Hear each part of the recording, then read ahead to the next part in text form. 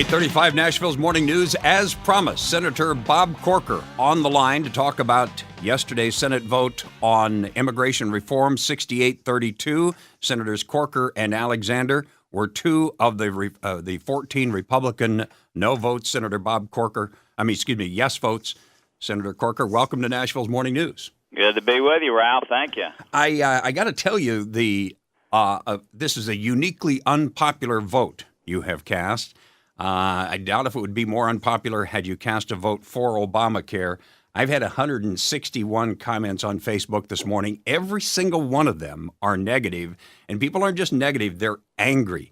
They're using words like betrayed and rhino and switch parties and fired and all of that stuff. These are angry people with this vote. Did you expect this kind of a response when you voted for that bill as you were going along? Look, I'm really proud of the vote, and when I ran back in '06, I talked about securing the border, and the response with the amendment that we drafted has been that Governor Brewer, who, by the way, has been villainized by Democrats and moderate Republicans for her strong stance on the border, came out and said this was a victory for all Arizonans. The Mexican government has protested what's in this bill, so I think as people read what's in it and don't listen to people who are demagoguing and talking about it in ways that are not true, I think people are going to be actually excited about this border security surge that is unprecedented, fully paid for on the front end, and I got a feeling it's going to give it a boost as far as border security goes when it goes to the House. You say fully paid for because you're relying on the CBO report, I assume, that says... No. It's appropriated in the bill. Oh, okay.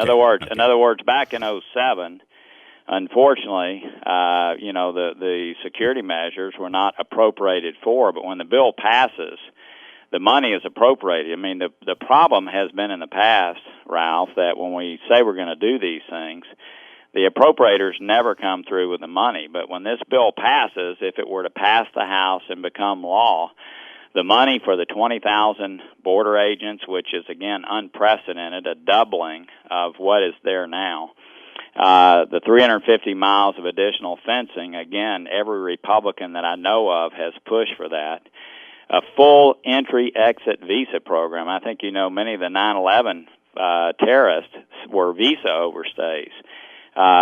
Full implementation of E-Verify, and $4.5 billion worth of technology that the Border Control Chief, who I spent a lot of time with, has been trying to get paid for years. Helicopters, drones, surveillance equipment, the kind of stuff that we have used in Afghanistan and Iraq, has to be put in place before there's any kind of green card. And again, the money's appropriated when the bill passes. So I have to tell you, the criticisms we have been receiving have just been the opposite, and that is that this is overkill. It's militarizing the southern border, and I think as your listening audience actually sees what's in this piece of legislation. Well, I think they have. They have, Senator. They watch the news fairly closely, but they're not. They're not quibbling about the border security. Neither, very good. And neither am I, because good.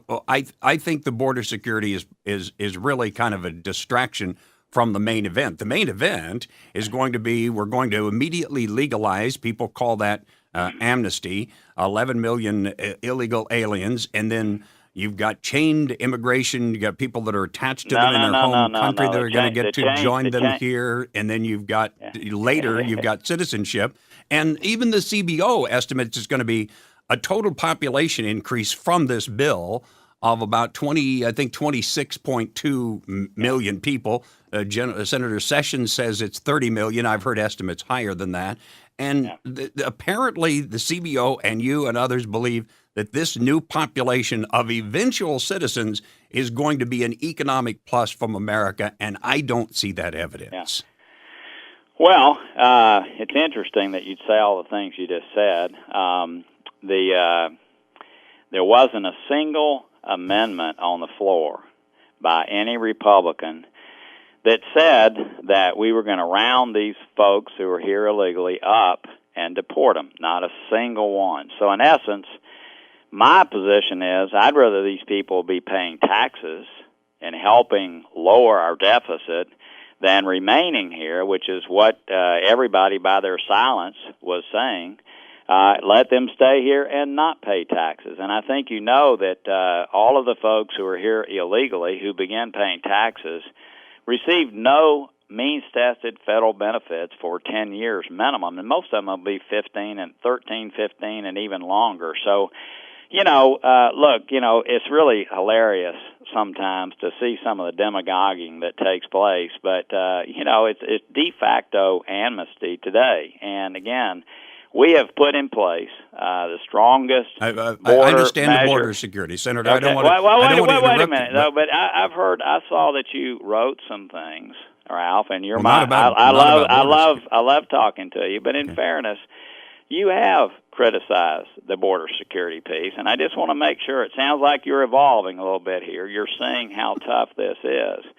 But look, I said I was going to put in place border security. Lamar and I voted for an amendment that is, again, nothing short of a border surge. And I cannot imagine how Tennesseans who care about that issue, a porous border today, cannot be excited about that. And then again, to ensure that the chain migration piece you're talking about has been hugely diminished in this bill. That was something that the Democrats were very upset about. So I think as people, again, look at this legislation and compare it to where we are today, where there's going to be no more border security, no more interior enforcement. I mean, the administration has de facto said we're not going to do anything. They compare that to this bill, and I cannot imagine there's a Tennessean who cares about our country, and I know most every Tennessean does. That's why it's such a special place. I cannot imagine them thinking that passing this bill, if we do it, is so much better for our nation than just saying, well, we'll keep letting employers pay people under the table and pay cash, and there's no taxes paid, and So look, Ralph, I really do believe that, and I'm proud. I know you do. I'm proud of the role I played, and I know that we've got senators. Senator, I know you do, but I'm trying to get at why you do. What is it that convinces you? I just told you why. I cannot imagine that your listening audience would not agree.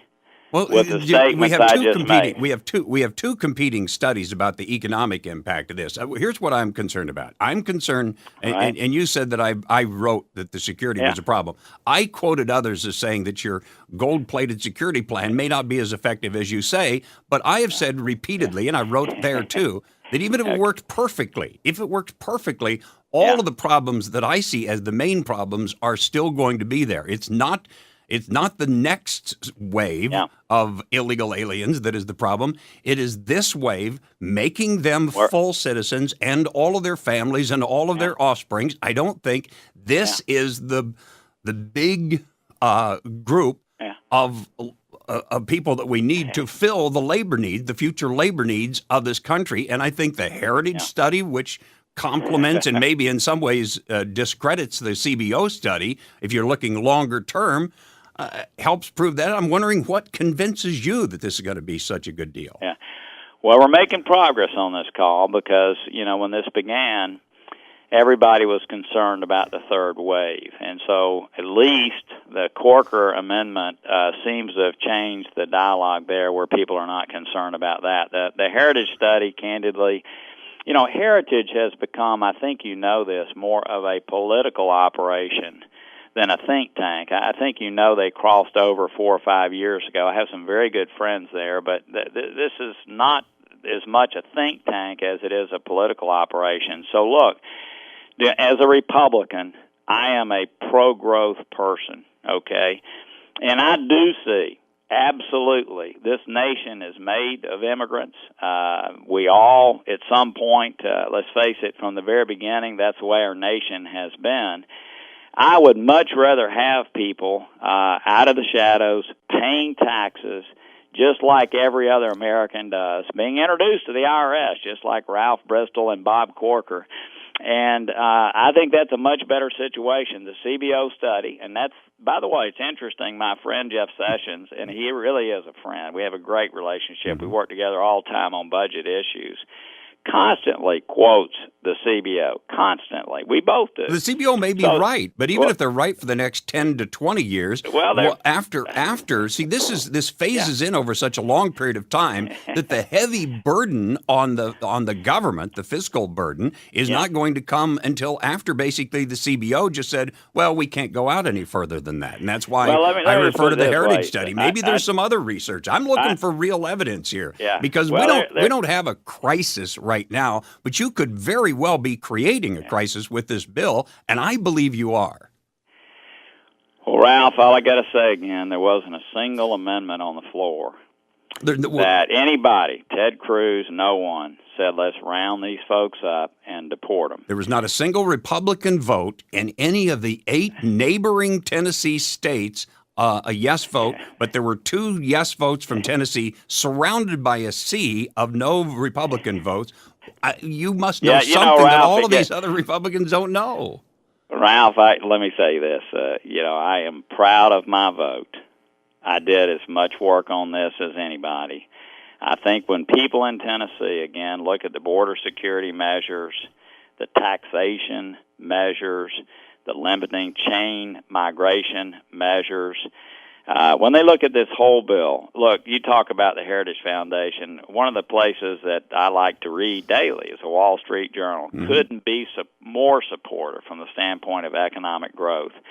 This is a bill. Let me say one last thing. I have never, or I'll stay on as long as you wish. I have never been. I will put my deficit reduction credentials against anybody in the United States Senate. Anybody. I've never been able to vote for a bill that cost $46 billion on the front end over a 10-year period that generate much of that is one-time cost, that generates $197 billion in deficit reduction during the first 10 years and $700 billion the second. This is not only a deficit reducer, it's an economic growth. It's morally the right thing to do. It secures our border, and it can be improved upon. I don't question that you believe all of that, Senator, and we're going to have to leave it there. But I think the evidence is lacking, and if we're still around 20 or 30 years from now, we'll be able to look back and I think that you're going to look back at this one as a big mistake, not just politically. It will be a big political mistake too, but I think economically, physically, everything for the government, for the conservative movement, for the party. I think you're going to look back on this in the future as a huge mistake you just made. Well, look, we'll see, but let's realize what happens here. Okay. I think we advanced something that is very strong. It has certainly, I'd love for it to be, if I'd written it myself, it'd be a little different. And so now the House has their chance, a place where Republicans have the majority. They have their chance to have an imprint, and nothing becomes law, as you know, until there's a conference, until both parties vote, until both bodies vote on the conference bill and the president signs it. So there's still a lot of work to do. What I can say, Ralph, quickly, please, because we roll way over time. I'll tell you this. I do not think the House of Representatives will be crafting something any stronger on border security. So I think that Lamar and I have made a major contribution, something that I think Tennesseans will care about. The bill can get better with better interior enforcement. I'd love to see even more of that. But I thank you for the time. And thank whether you, Senator. we agree or disagree, thank you for letting me come on. I appreciate it. Take care, sir. Thank you. Yes.